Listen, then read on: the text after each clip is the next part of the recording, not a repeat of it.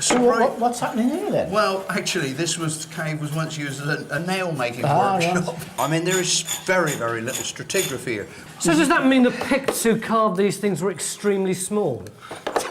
Or lying down? I mean, the only way in which you could actually carve that is either to be extremely small or simply to get down here and work like that. Yeah. The second trench in Jonathan's cave has fared little better.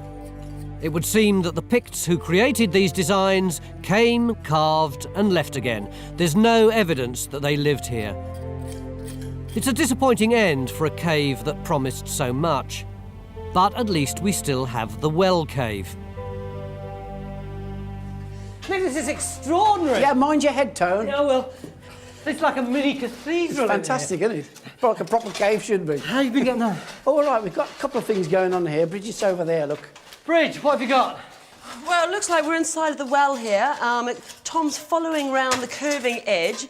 Inside it looks to be redeposited rubble, really, and we're finding crisp packets and paint tins. But he has just said that he's come down onto a new layer which does have some archaeological promise. How about you, Matt? Well, we haven't got any finds as yet, but just below the surface, the edge of the cave is dead straight and drops down completely vertically. So it looks like it could be man-made. We're going to follow that round and see if it joins up with the tunnel there. Mick, it does seem as though we've been working all day and we're still just scratching away at cave floors. Yeah, I mean, there's been an awful lot of rubble and soil and stuff to shift, but I think we're in a position to get down into the archaeology. We won't do much in Jonathan's cave. I think we're almost finished there. But here, there's everything to go for. So we hit this hard tomorrow? I think so, yeah. And in addition, we've been looking in a third cave where there seem to be many more layers below the floor surface. And most importantly, one of our archaeologists has discovered some ancient kind of engraving which no one's ever seen before. So we're going to get the specialists in first thing tomorrow morning to see if we've got our first ever Time Team Pictish carving.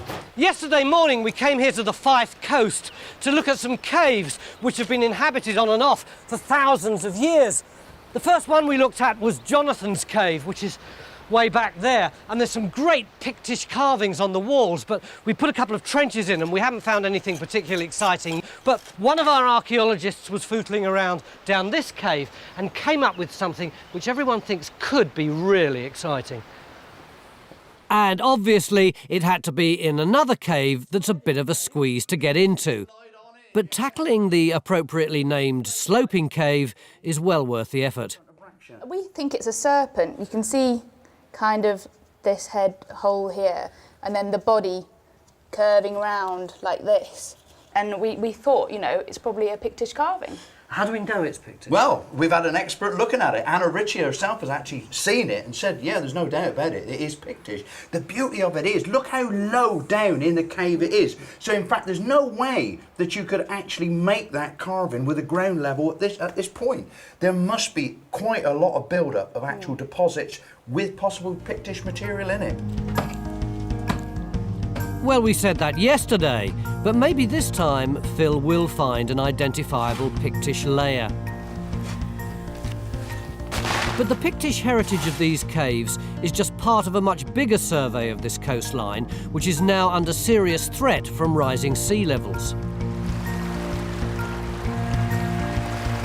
In the well cave underneath the castle, Bridge and Matt are in the midst of a medieval excavation, uncovering the eponymous well that may have been used by Christian hermits and investigating a mysterious passage that runs into the cave wall. How are you getting on? Pretty well, actually. We've got this medieval jug handle, probably about 13th, 14th century. It's great. And that came from the Lucy deposits up here, right next to the tunnel opening. So that's pretty good for explaining a link between the castle up there and this cave here. They may be chucking rubbish down here, or there's something joining up the two there. But I still want to get a camera down there, if possible.